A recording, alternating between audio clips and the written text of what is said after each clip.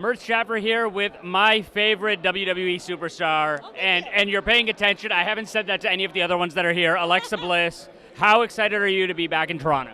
I am very excited, and I've come bearing gifts. Bearing gold, yes. Yes, this new little made my bag 10 pounds heavier, you know? It's great. Let's start right there. What is the relationship like with you and Nikki? It's fantastic. You know, we came into this friendship and understanding that you don't judge each other's past. You know, obviously I had a rocky past with Nia Jax and Mickie James, and, you know, she had a rocky past with Sanity, and we don't really discuss it or judge it. And, you know, we just bonded over the fact that, you know, we have a lot in common. You know, we see a lot of each other in each other, and our friendship has been amazing, and clearly so, because now we are tag team champions. What was it like sort of getting to take somebody under your wing in a sense? Oh, sorry. It was quite incredible, you know, but she's taught me a lot as a performer, and, you know, I hope I have returned to the favor in that sense. But yeah, working with Nikki has been amazing, and it has been great, and watching her grow and establish as a character has been so much fun and so great to see. How difficult has this last year been for you in terms of like injury, doing a lot more like sort of mic work, a moment of bliss? Was that hard, or did you just like want to get back in the ring? You know, I definitely wanted to get back in the ring. It was definitely hard coming out of concussions, because, you know, concussions are a very serious injury that some people retire from, and that I didn't want that to happen to me. So, but WWE did an amazing job at, you know, their medical staff and concussion specialists were incredible, and they made sure I was 100% ready to go for getting back in the ring. I'm very fortunate that WWE had offered me Moment of Bliss to keep me on TV, and it helped me as a performer, I would say, because, you know, I had to be nice for a change. You know, that was really hard at first. You know, when you play a bad guy for 6 years straight. Nice with an asterisk, though, right? Like nice with a wink, wink, nut. Yeah, so my first time I announced Moment of Bliss, or my first Moment of Bliss, I was trying to be nice, and Ember actually told me, like, we're really good friends, and she was like, you sound so, like, not genuine. Because, you know, when you're a bad guy and you just play nice overnight, people are waiting for that turn, you know what I mean? They're waiting, they're like, is she gonna say something? Yeah. But I think that was the hardest transition, but it was a lot of fun, you know, and I think that it's helped my mic work a lot, and I'm just very fortunate that WWE gave me that opportunity instead of just, you know, taking me off TV completely. You have found that perfect sweet spot, that like hybrid where you're a heel, but you're the heel that everybody loves, you know, like, how did you find that, and how great is that? I was talking to like Drew and Samoa. Those guys are villains, okay? They can try and become baby faces. It's never gonna happen. How have you found that sweet spot? I don't know. Maybe it's because I'm short. You know what I mean? Like, you know when like someone's short and they're like, and you just like laugh at them, you're like, oh. Yes. Like, I think maybe it's like that effect. Maybe that's what it is. Maybe that's what it is. You just can't take someone that's 5 foot that seriously. This has been such a landmark year for the women and WWE. 3 women main evented WrestleMania. Yes. How big is that sort of for all females who want to sort of get into wrestling?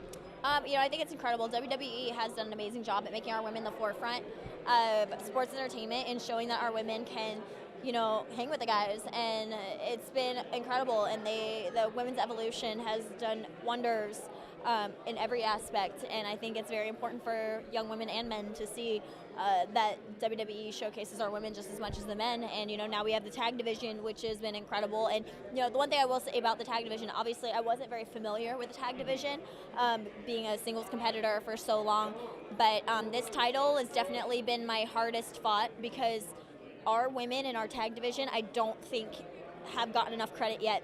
You know, we have the Iconics, Kabuki Warriors, Fire and Desire, and now you and Nikki. Yes, and now me and Nikki. But like me and Nikki aside, I feel like our tag division has some of the most talented women on our roster, and I would love to, you know, I hope that, you know, being able to bring the titles on Moment of Bliss and everything like that will show more attention to our tag division and give those ladies, you know, the spotlight they deserve, because they do work really hard. I watched My Daughter is a WWE Superstar, that video. I loved it. It sort of gave us an insight into sort of who you are. What was it like sort of to get your parents involved to talk about you? What was it like watching that back? My mom is so awkward on camera. She hates having her picture taken. She hates being on camera. And I remember we were filming it, just the intro. She was like, hi, I'm Angela. And my dad's like, I'm Bob.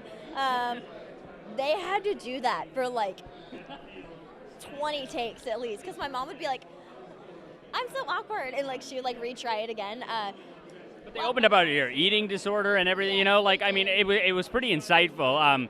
Do you like that the fans know that side of you, that they know your whole story? So I was very particular about when I was going, if and when I was going to disclose that.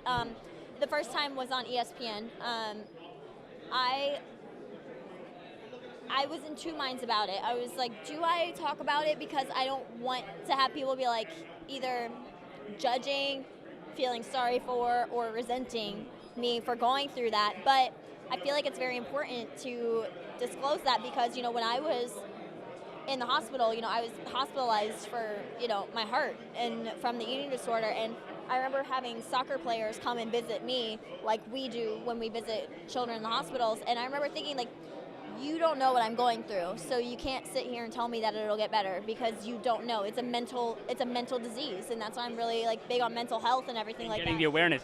Yes, and so I want to be that person that says, hey, I've been through this. It doesn't have to define you, and you can get over it. And there's more to life than what you see in the mirror and what you see on the scale, and I think that's in any aspect, you know, of mental health, and I'm really big on that, and that's why I decided to come out and talk about it, and I've had such great response from it. Like, I've had children and women and teenagers and boys, everyone mention it at different Comic-Cons or appearances or signings that they've gone through it as well, and I think that's the biggest connection I've had with the fans is over that bond. And finally, sorry, I have to switch gears.